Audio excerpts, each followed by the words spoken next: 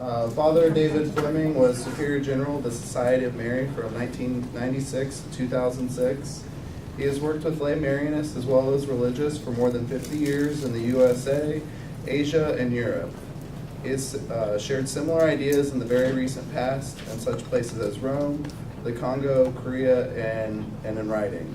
And I just wanted to take a moment and as you all know, he wrote this book, A New Fulcrum, Marianist Horizons Today. This is one of his publications that my lay Marianist community, about like a year and a half, 2 years ago, we took the time to read it. It's an excellent read, so I recommend it, and Aximus has it at the table. So. Thank you very much. I would second that recommendation. Our St. Louis group just finished your book, Father, and it was very good. I mean, it was wonderful for our group. We talked through it.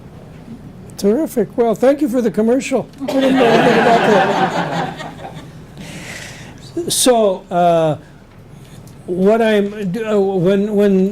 they invited people to present some possible workshop topics, I said, well, maybe I could say something about an experience that I have had in the church, mostly from my time in Rome. I spend a lot of time in Rome still now, living basically as my base is in Rome. And there's been a lot of talk in the religious orders groups that meet together in Rome about developing families, charismatic families they call them, associated with religious orders. And I thought it would be interesting for us to think about in terms of our Marianist charismatic family. And so I proposed that, and I'm very glad that you're here, and I hope we can talk about it. I want to just present some ideas and show how what we're doing is not unique in the church. We are doing something that many communities are doing in the church, and it's very important in the life of the church today, it seems. So that's where I'm going, and I invite you to interrupt me, to make comments, to raise questions. We don't have to cover a whole lot of special material, so please don't hesitate. But I thought this PowerPoint might help us focus anyway. But don't let the PowerPoint, put you to sleep. Just, argue about it or say something if it comes to your mind, okay? So the future of the Marianist family. And let's start with some questions and reflections. What in our Marianist charism seems important to you for today's church? Charism's a very key word. Charism, St. Paul says, is a gift. The word means a gift in Greek. And this gift that we receive for the good of the whole church is not a gift for yourself. It's not some blessing you particularly have from God for you, but it's a gift that you have an ability to do something. Paul talks about, well, some people have the charism of being preachers. That means they can preach well. Some people don't have that. Some priests don't have that. Some people have the charism of healing. They can really be good in dealing with the sick and ministering to the sick. Some people have the charism of teaching, and then he talks about speaking in tongues as charism and so on. Paul has a whole lot about that word charism, and it means a special gift, but it's not for you, it's for the whole church. And what do you think in our Marianist charism is important for today's church? We heard a little bit about that this morning, by the way, in our talk. Simone began talking about her Holy Spirit charism. Remember that? And she made some contrast with the Marian charism, and I thought her insights were pretty good on that. Even though I doubt if she knows very much about the Marian charism, but I thought she had good insights in it. So what do you think about what makes our Marian charism something that's for the good of the whole church, and how can this be communicated today? Any thoughts off the top of your heads to get this started that way? What would it mean if we want to be Marianist in the church? What do we have to give to the rest of the church? Well, for our communities, an important, and I was involved in some of the interviews that we had in our data-based stuff. So we asked, what is an important part of our charism for you? And the theme really was about discipleship of equals, and and that seems to be an important aspect of Marianist spirituality that I think really resonates with lay people, because it invites, and also inclusivity. So it invites people in. Particularly, I think our charism invites people who sometimes feel unwelcome in other aspects of the church, so that we can continue to feel like we're Catholic, and yet and we can be true to ourselves. So how do I think that's communicated? I think it's communicated particularly in our communities that are open and inviting to people. Thank you. Good insight. Yeah. I really, I was just gonna say, I really appreciate the aspect of being in relationship.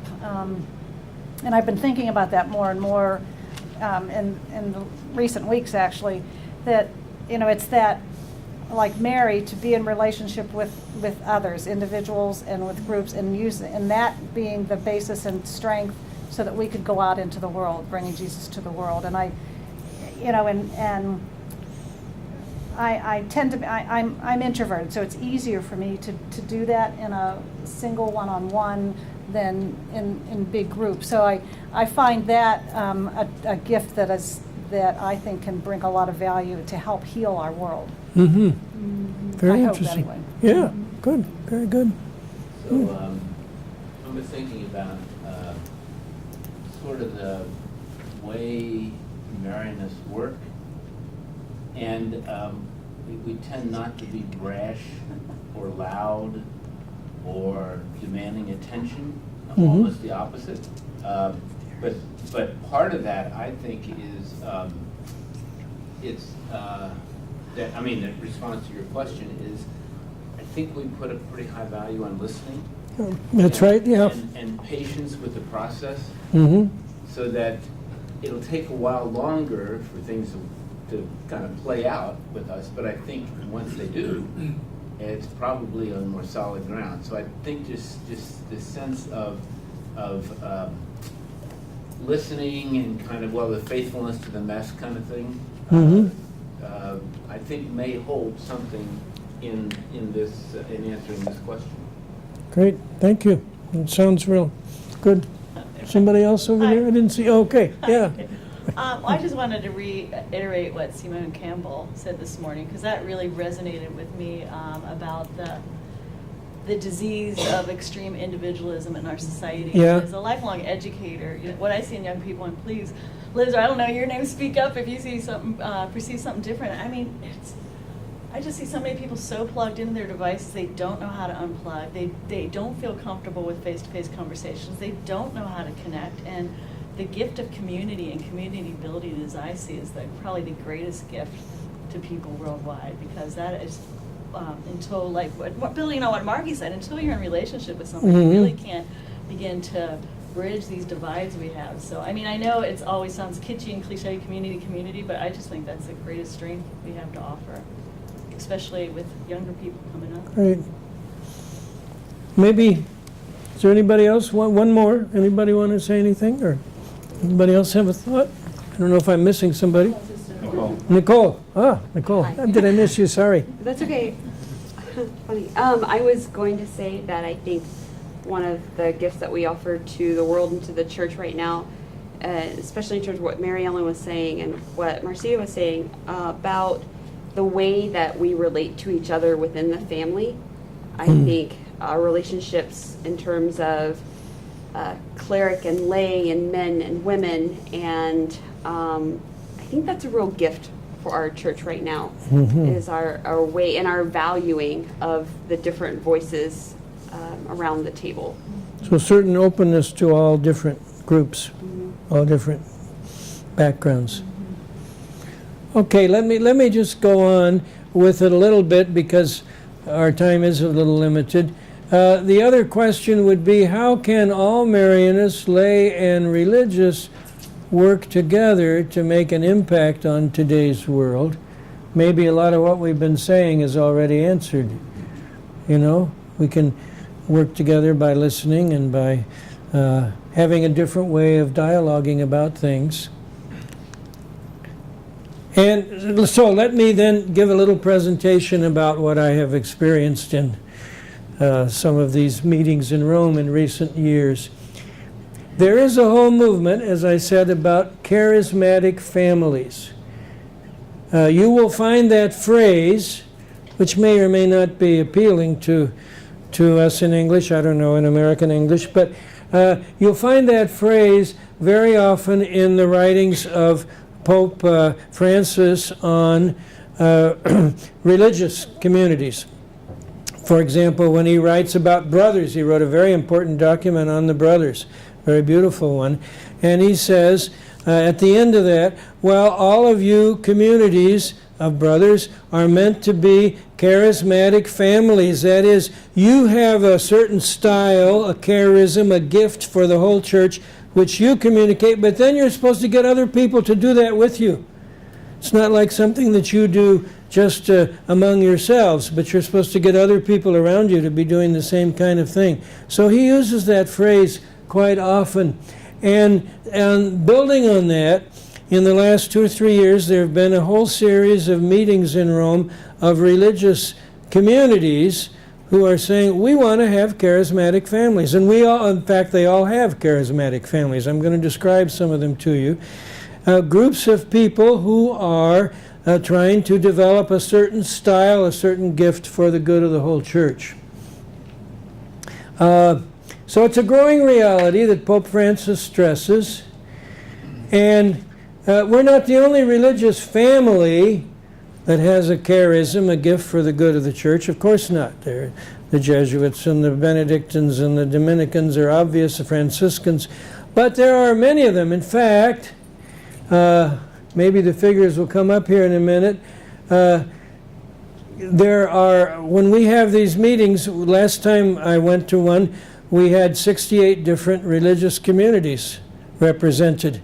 And they were all talking about a charismatic family. Well, it seems to be something of the current time in the life of the church. But certainly for us Marianists, we have been developing that for a longer time than most groups. And being family is very especially clear in our history. We've always talked about somehow we want to be a religious family. Chaminade even uses that language. And he had a sense that we want to be a group that moves together. If you want to call it a movement, you can call it a movement too, but it's a group that moves together and is going somewhere together. Lay and religious at the same time.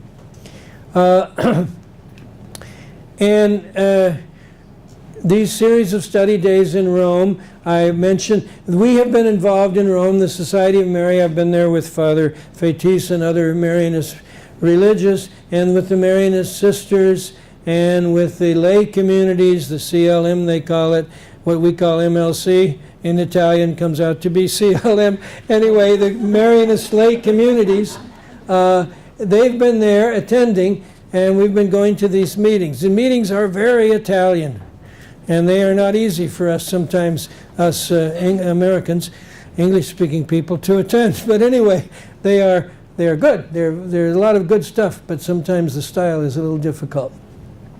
So every meeting has had more than 150 participants from about 68 male and female religious communities, congregations. And what's interesting, by the way, is that this development is much stronger among the communities of men than of women.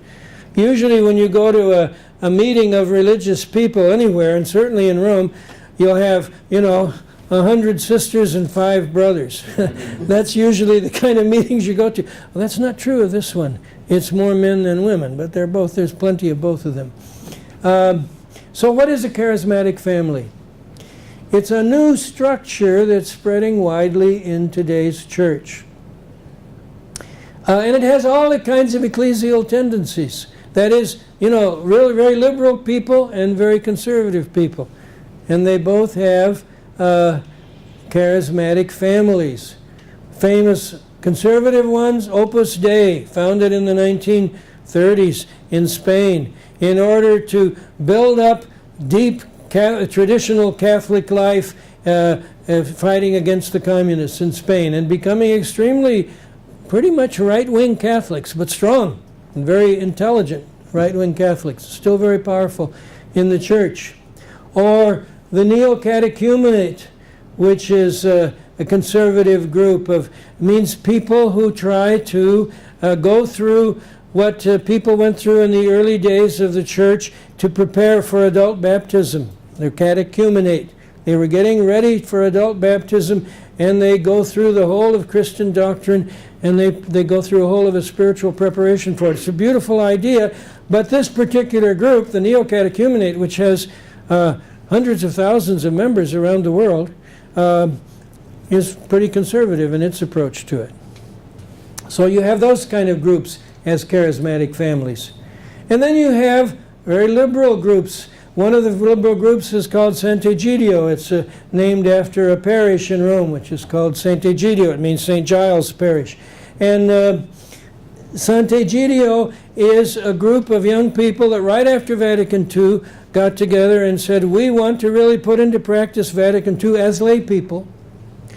And we want to do it especially working for peace and for justice in the world. And they have been famous and also for the poor, so they've been famous for feeding the poor. They set up soup kitchens in big cities around the world. They set up peace negotiations. If you read the newspaper carefully last week, you saw there was a new peace negotiation in Central African Republic, which was brought together by Sant'Egidio. Huh? They're the ones who got the Muslims and the Christians together in Central Africa and created a peace agreement. And they spend a lot of time and a lot of energy on that sort of thing. Another group, very, very big group with more than 1 million members, they say, is called Focolare, which means the hearth group, the focus group, around sitting like a family around a hearth. And it's a liberal group also. They're very interested in dialogue, listening to one another. And so they bring together people of different religions. They work a lot with Muslims, and they try to get Muslims and Christians to sit down and talk and dialogue with one another. There's some success. And so many other groups. Protestants. There are a lot of Focolare members who are Protestants as well as Catholics. So you have all kinds of different tendencies within the church in these charismatic families. So Dave, Yes, sir. The ones that you mentioned, those aren't really associated with religious communities. No, those are not associated with religious communities. Thank you for stressing that. But what happens, there's a little proviso to that. Almost all of them, Focolare, Opus Dei, Sant'Egidio, they develop a group within them which takes religious vows. So usually these groups that I've been describing usually started as a lay movement, but after a few years, they have a group of people within them who, some are ordained as priests, and then others take religious vows, men and women, and so they all do have those now. Dave, Yeah, two other questions. yeah. Let's say particularly the ones you mentioned, are they all officially recognized by the church? Yes. Okay, and then the second question is, Are they all? I think they all are, yeah. I mean, all the ones I mentioned are, yeah. so, and even you said Focolare has Protestant involvement, but that's also recognized by the Catholic Church? Yes, the Catholic Church recognizes it as a good Catholic movement, even though it brings in the the woman, it was an Italian woman who founded Focolare, an Italian lay woman who founded it at the end of World War II. And so they started as Catholics, but quickly they brought in these other people, and the Vatican said, oh, this is wonderful. Okay. And they also have sisters and brothers, yeah. In general, how many, you can call them either staff persons or full-time people do they have working on their mission? Okay.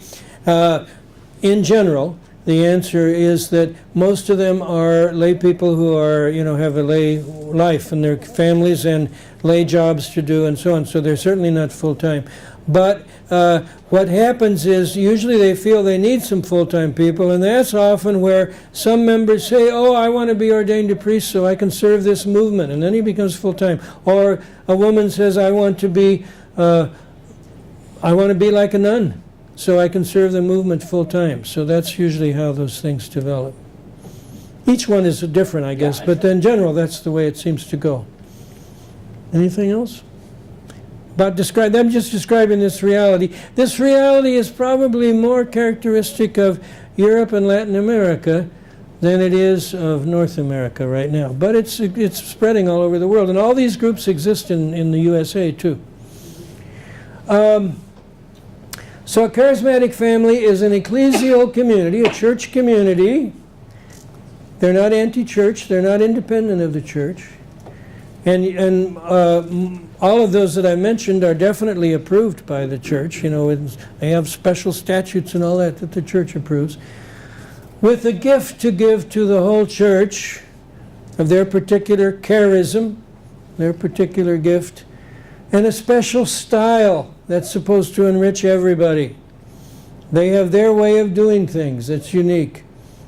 Remember what St. Paul said about charisms. I already mentioned that everybody has a different gift.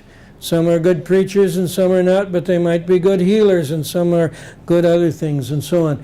So what would be the elements that make up a charismatic family? First of all, they have to have a gift, a charism, a shared accent that creates a community, a church community, an ecclesial community. They have to develop a common formation, a common spirituality. A very famous one is the neo-catechumenal movement, which has a big formation center. They have many formation centers around the world, in fact, but they have a very big one in the Holy Land. I think it's in Galilee.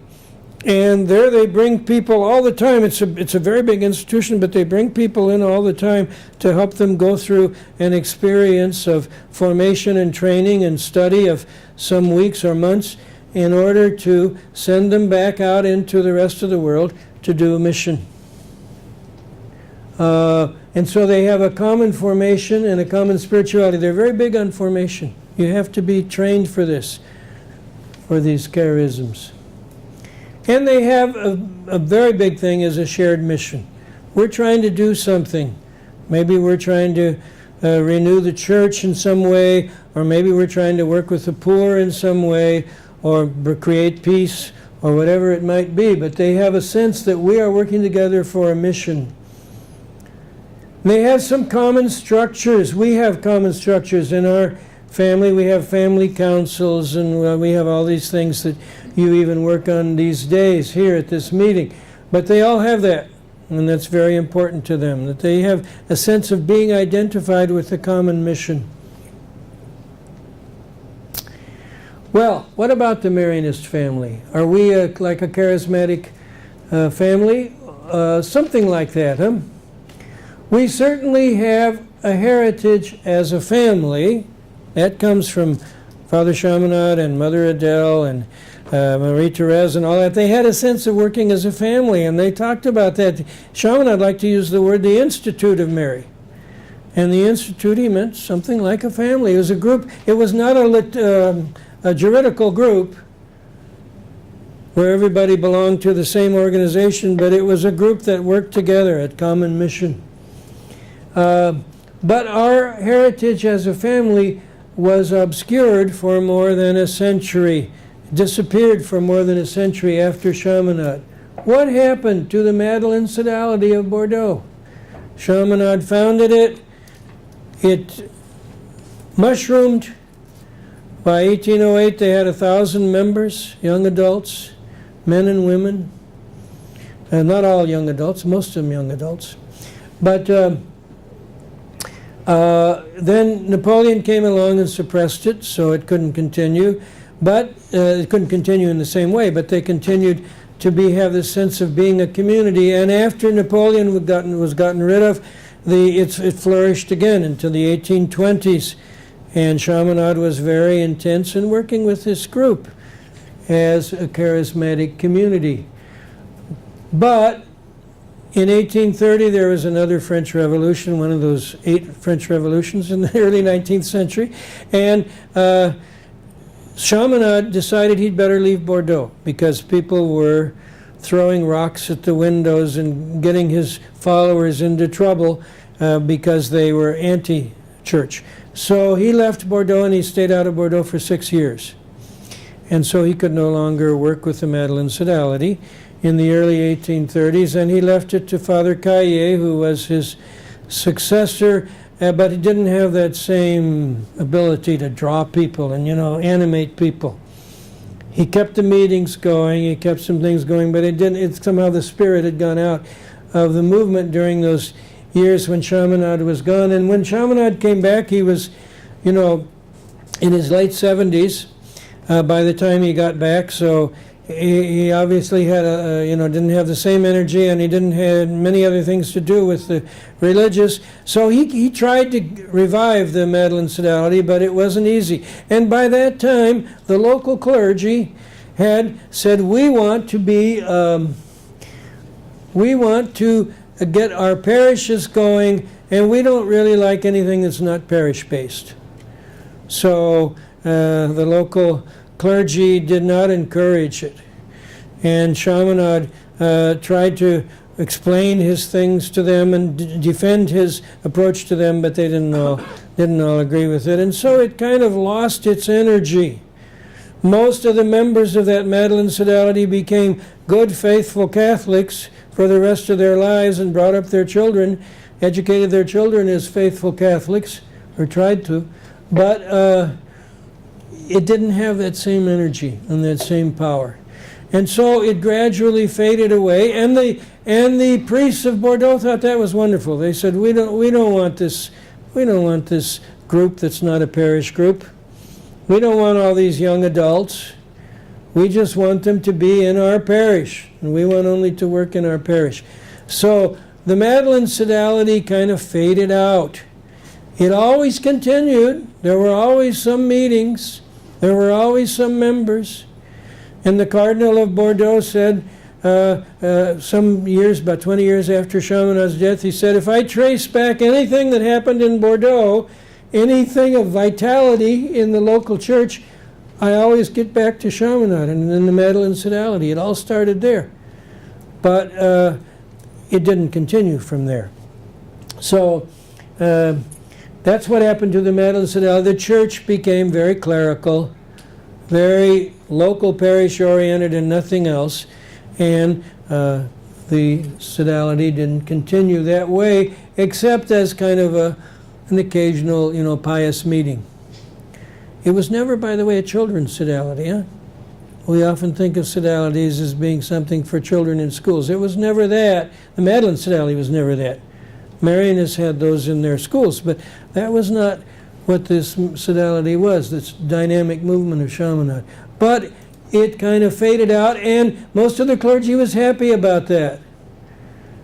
Lay Catholics were minimized and absorbed by the clergy. There were a lot of clergy, and the clergy thought that was enough. We don't want a lot of lay people trying to direct the church.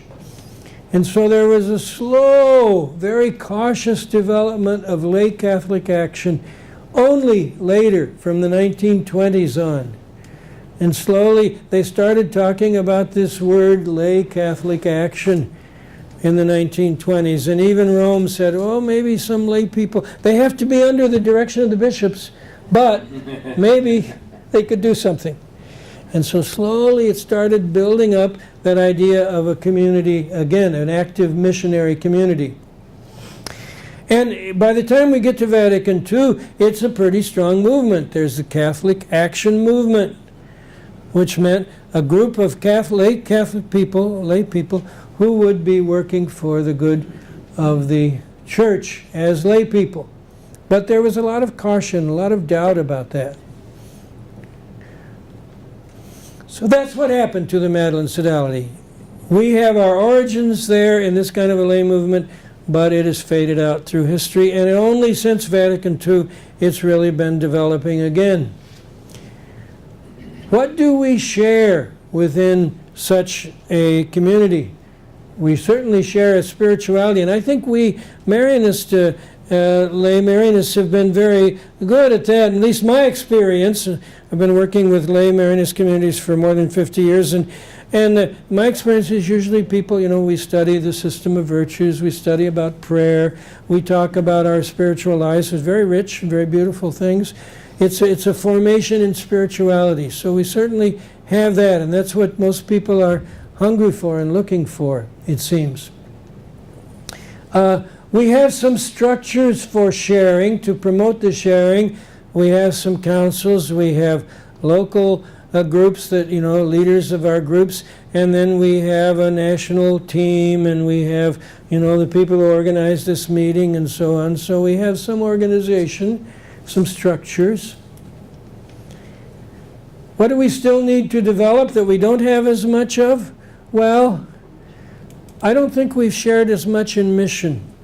We share missions sometimes. We try to do good things, but usually our focus is more on our personal spirituality more than on a mission. What are we trying to do to change the world around us? What are we doing to change our local church, our local place where we live, and so on, the problems of the American society today? We haven't talked very much about shared mission. We're talking more and more about that, huh? So I don't mean to downplay the efforts there, but I don't think we're as strong on that. That's all I'm saying. Maybe you can argue with me about that, but that's my impression. And I also think we're not too strong on shared formation. We study some things together and we talk about some things together, but sometimes our formation is kind of weak. So, and minimal. So who are we as a family? We're people who share the charism. Are we? This is a question. Are we people who share the charism along with the religious women and men? Is that what you lay people are? You're sharing charism with the brothers and sisters? Or are you people who share the founder's charism, each according to his own vocation? The brothers share it in their religious vocation with their religious vows, and the sisters, and the state people have their way of sharing it, and the lay people have their way of sharing this gift for the good of the church. Priests could share it. That is, diocesan clergy could even be members. Sometimes they are, rarely, but sometimes members of Marianist family groups. So each person could share this gift, this charism for the good of the church according to his or her own vocation. If we were going to move in that way, there are some challenges, obviously, for us religious. We'd have to learn how to deepen formation together. Could I learn something from you? I think I could, probably, but it's maybe most of us religious, we think, well, we've got the answers and you come to us and we'll tell you the answers, or we'll form you. Obviously, we've had advantages in formation, so that's a natural thing to happen. I don't mean it happens with bad will, but we have to learn how to study together and pray together and reflect together and learn about our mission together more.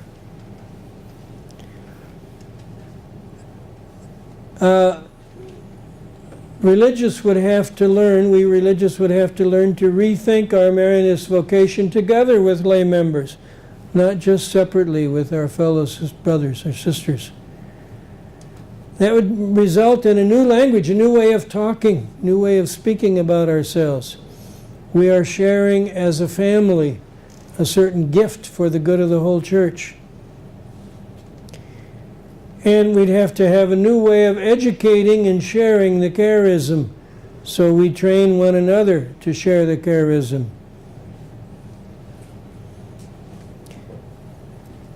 And we religious would have to avoid initiatives that are too unilateral, which might prolong dependency. We're very good at saying, we religious, at least my experience of us Marianist religious, is we're pretty good at saying, oh, we'll do this for you, and we'll do that for you, and we'll tell you how to do this, and then you join in and help us out.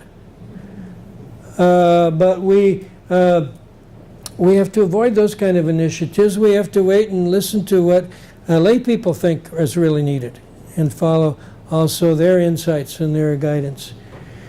Well, it goes the other way too.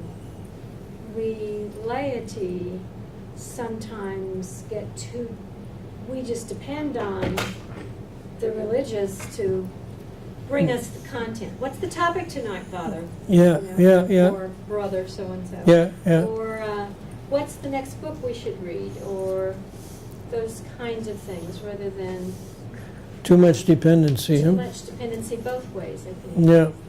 Yes. So those are, well, actually, that's you're helping me with my next thing, because my next part, whoops, what happened here? Oh, there I am, I'm sorry. There are also challenges for the lay members, huh? And I think the challenge for lay people is to, if we want to be a meaningful charismatic family anyway, lay people might have to take up a more active role. Don't wait for the religious to take the initiative to tell you what the next book to read is, or what the next mission to take up is, or what work we ought to be doing. You be pushing for that. And lay people would have to be eager for a deeper formation together with the religious. Let's study something and listen to one another. They have to become more active in mission. Again, I think lay communities have not been too missionary. They've considered themselves recipients more than taking up a mission of the church where they are. Take initiatives for the good of the church in our time and place. And collaborate together in mission. And it doesn't mean, by the way, only being an employee. There are a lot of Marianist lay people who are, work in Marianist institutions, schools usually, and that, of course, is very good. But it doesn't mean only that. It means that we take up a mission together and we work together at it. And what it mean, we'd have to collaborate in solving financial problems. We want to do a new mission. It's going to cost money. It's going to mean some commitment to it. Well, it isn't just for somebody to give us money. We have to find the ways to figure it out together. Collaboration there. So those are some challenges, I think, for the lay members of these communities. I'm coming towards the end, so then there'll be plenty of time for you to react to some of these things. But what would be some dreams for a future? That we might be a movement of laity, religious, priests in the church, men and women, youth, adults, youth meaning not children, but, young adults, college students and older, and adults as well, all social classes, highly educated as well as very ordinary people. That's like Chaminad's Madeleine Sodality. That's what the Madeleine Sodality was. It was unique in its time in being that way, bringing together all these different groups in society. It wasn't common in that time, but that's what we could dream about being again today in our time. Well, there are some examples. Let me talk particularly about shared mission, because I believe that's a key to a lot of this. There are some examples that exist. Here in Dayton, we've got the Mission of Mary Cooperative with its city farm, and all the things about working with urban poor and with good nourishment and all that sort of thing. It's definitely a group that has managed to organize and develop itself, fund itself and everything, working together in order to renew the inner city somewhat. That's an example. Another is faith groups, retreat groups in rural Kansas, Marcitas groups, who get together with people who are looking for some kind of more energetic church, more dynamic church. And they didn't wait for the local priest to tell them what to do. They did it, and they got it going. Or at Cape May on the east coast of New Jersey, there's the family retreats that have been going for a long time. They were started by the brothers and priests, but gradually they have developed into quite a movement of their own, self-perpetuating. And the lay people themselves run a lot of these family retreats. They know a lot more about running a family than we religious do, for sure. Prison ministry in Hawaii. Big emphasis in Hawaii. Anybody here from Hawaii? I don't think so. Yes. Oh, okay. Great, great. Do you know about the prison ministry there? Yes, Brother Dennis. Yeah. Yeah, we do the family retreats on campus. Okay. Okay, so anyway, they have taken that as kind of a focus for at least some of the lay Marianists in Hawaii. Young graduates like the Pulse group. Anybody here is a Pulse member? Pulse is a group of recent graduates from UD particularly, but not only UD, from the other Marianist universities, who dedicate a year or two to service after their graduation, you know, and do something among the poor, usually in inner cities. And then, of course, there's our big Justice and Peace Collaborative group that Jim's very much a facilitator for, and many others are working with, in which we're trying to make ourselves more aware and make our church more aware of social issues and how we respond to them. So those are some existing examples of a shared mission. Or we, of course, have a big one, Marianist Educational Associates. We have that both on the high school and on the university level, in which people who do work in our Marianist institutions try to work together. Well, many other kinds of examples can exist of a shared mission, and it's not only an American problem. This is a worldwide thing. I want to give you some more examples.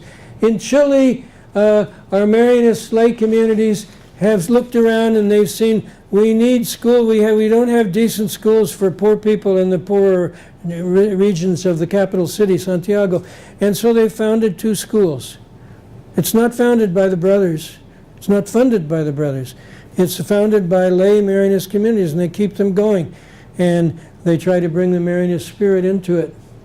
Or in Malawi, a rural development program and an education program founded by lay Marianists for rural people in the middle of Africa. Spain is very strong in this kind of thing. The Marianist Mission Associates, called Acción Marianista, it's a group of people who really do a lot to develop Marianist work in the Third World. They support it, they send people there, they give them a lot of support financially and in terms of ideas and creativity and volunteers and all of that. Or they have another thing called Agora Marianista in Spain, which is a religious internet site. It's a very big internet site, one of the main ones in the Spanish church. And it's what the church has to say to people who open the internet. Guatemala. There's a development in a school in a very remote area, a development program in a school run by a group of lay Marianists from Spain, but they're working in Guatemala. Now, those are Marianist examples of shared mission. I just want to give you a couple of others, just to maybe get your creative juices running. In the Holy Land, the Neo-Catechumenal movement have this center. I mentioned it briefly before, Center for Faith Formation. It's a very dynamic place. People who've gone there have experienced life-changing life for sure, and mission. And then they take it back to their home country after spending some time in the Holy Land. Or the Focolare movement is very big in Christian-Muslim meetings and dialogues. I've gone to some of those in Rome. They're very good.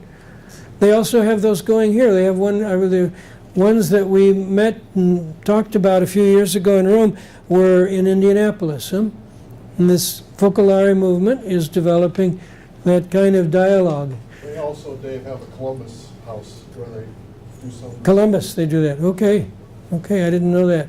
But it's a spreading movement, and with a focus on dialogue. Or Sant'Egidio, I also mentioned that before, which brokered the peace agreements. Has brokered several, by the way, but this last week was in the newspaper about the Central African Republic. So, what we Marianists might need at this time,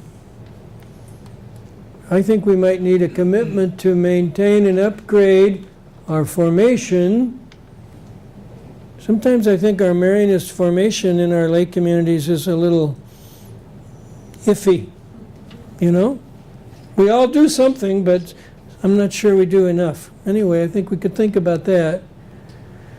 And we might creatively think about mission, that we are missionaries. We're not only people who are trying to be Christians ourselves, but we're missionaries for others.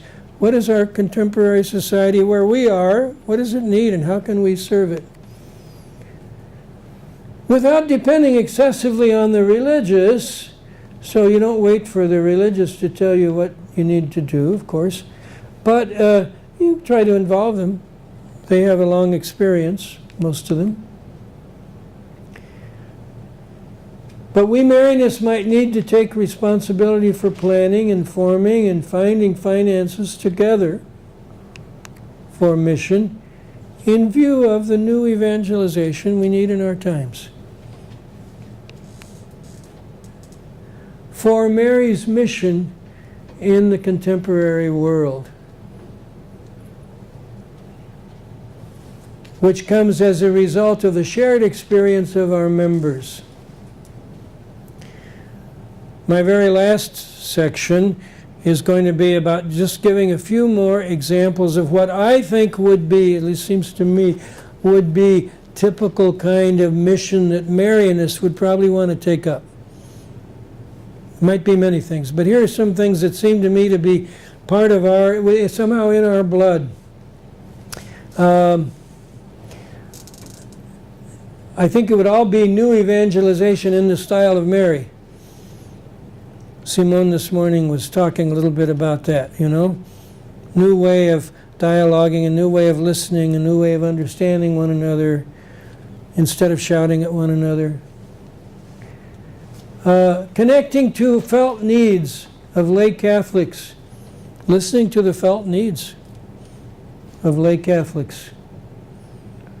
Formation in faith, we usually say that's the Marianist mission, at least the brothers say that. That's our mission. Everything we do is for formation in faith.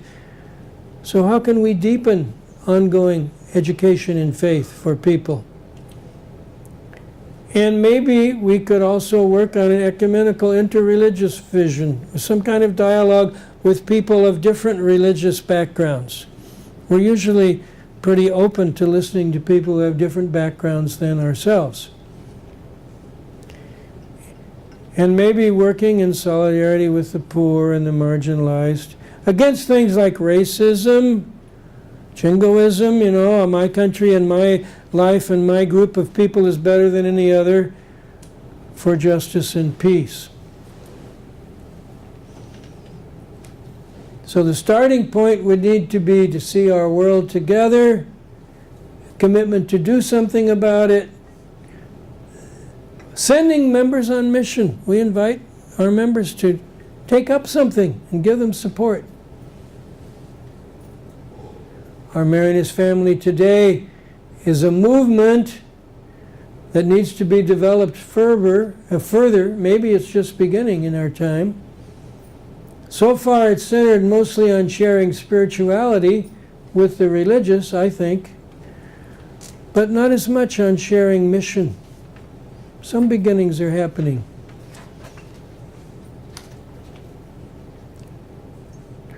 And these are just some ideas of areas where we could share within the church in mission. To move ahead, we need a change of viewpoint. We need to think of ourselves more as missionaries, I believe. Focus maybe on youth, on a church that has a Marian style, whatever we think that means. To focus on community, family spirit in the church. To focus on being inclusive, what we call in the Marianist lingo mixed composition, diversity. as opposed to an elite. We're not an elite in the church. We don't want to be an elite movement. So our Marianist center of gravity could shift to our family as such, not just the religious for sure. Religious or priest vocations might eventually arise within the family. You know, most of these charismatic families, or many of them anyway, have developed a whole lot of new religious and priestly vocations. But that isn't their purpose. That isn't where they started. They started to do a mission, and gradually they saw they needed a few religious or priests for the sake of the mission in order to be committed in the family. And so our shared leadership would grow in its importance. Right now we have a group that meets in America a couple times a year, I think, and plans for the future of the Marianist family, right? How often do you meet? Twice a year. Twice a year, okay. Well, you know, that might have to develop a whole lot more if we were really taking this seriously. It might become much more important focus, shared leadership. So that's what I think, that's what I wanted to share with you. I wanted to share with you this thought that we are part of movements in the church that are developing that way, and I think we could grow. But it does mean we have to think of whether or not we want to commit ourselves to mission together.